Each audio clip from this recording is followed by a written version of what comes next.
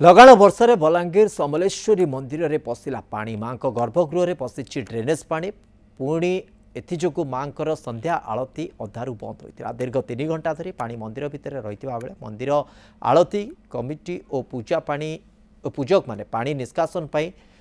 pump लगाई प्रतिवर्ष भली एभली परिस्थिति वर्षा मासरे उपजुवा बेले ना प्रशासन ना देवोत्तर विभाग कौन प्रकार ना पौर परिषद कहार एप्रति निका ना सेपटे मंदिर जमी को जबरदखल कर बसुँच विभिन्न लोक जहाँफल मंदिर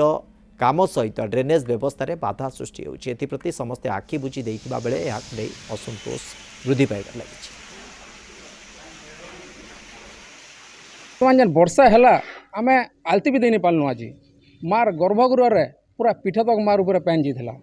आम आज वर्षा पानी के छेदेचु तार आम आज आलती दे पाचु आज एत असुविधा होती तो वर्तमान समलेई मंदिर के सबु बेले तदारक करुचन विधायक आउचन